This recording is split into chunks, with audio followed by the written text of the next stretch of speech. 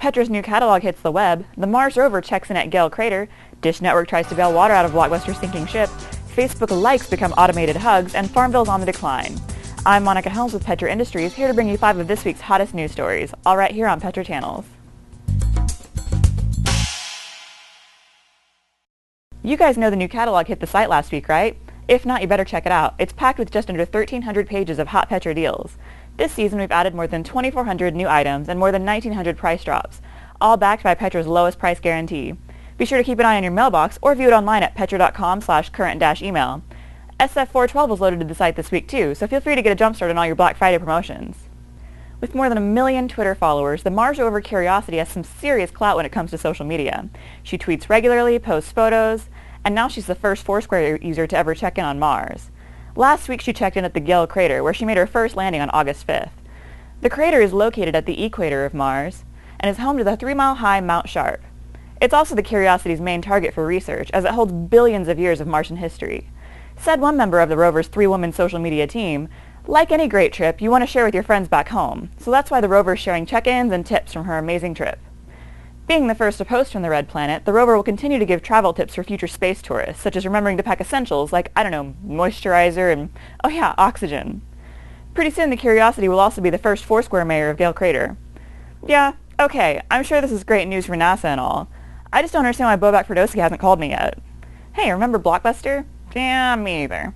After declaring bankruptcy in 2010, Dish Network swooped in to purchase the former rental giant, and immediately set forth to replicate the popular recipe of streaming already in use by services like Netflix and Hulu.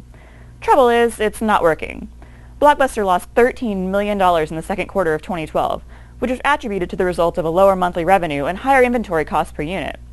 Dish has already started closing stores. They're sitting around 900, which looks pretty sad compared to its 9,000 stores in 2004. But it's unclear what kind of plan they're going to move forward with. Dish Network CEO Charlie Ergen said there was very little risk in buying. I mean, I guess if buying a bankrupt movie rental chain more than a decade after Netflix started gaining ground isn't something you consider risky, then yeah, I'll go with it. Ergen was also quoted as saying, "You make a lot of mistakes in business.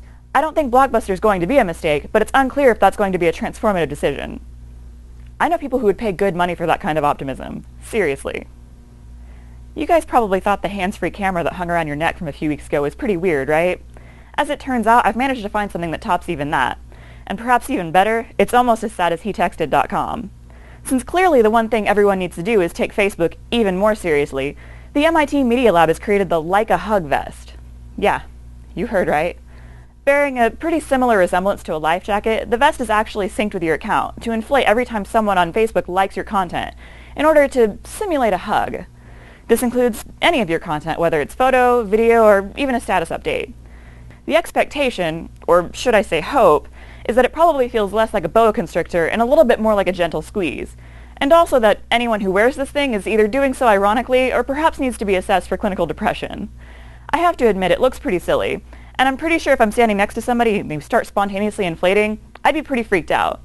But on a more cautiously optimistic note, I guess if I ever find myself on the verge of drowning while wearing this thing, I can just post an update to Facebook and see who my real friends are. Zynga, the gaming company behind the incredibly obnoxious Farmville, said last week that it expected a loss for the third quarter due to weak demand for some of its titles. The company is expecting a net loss of 12 to 14 cents a share for the 3 months that ended on September 30th. The company is also said to be taking a charge of its $85 to $95 million on its acquisition of the mobile game maker OMGPOP, which it originally paid $183 million for in March. The charge is said to be representative of the diminishing value of the company. Oops. OMGPOP is the company behind the game Draw Something, which saw a soaring user base earlier this year, but whose popularity quickly faded once most of us realized what terrible artists our friends are. Zynga has also reportedly cut its guidance for the full year. It expects bookings for its in-game purchases of virtual goods to be $1.09 and $1.1 billion, down from its original estimate of $1.15 to $1.23 billion. The fact that Farmville is on the outs gives me hope, but the knowledge that people are still spending $1 billion on this thing knocks it right out of my grasp. That wraps it up for this week's 5 and 5. Come see me again next week for more hot industry news.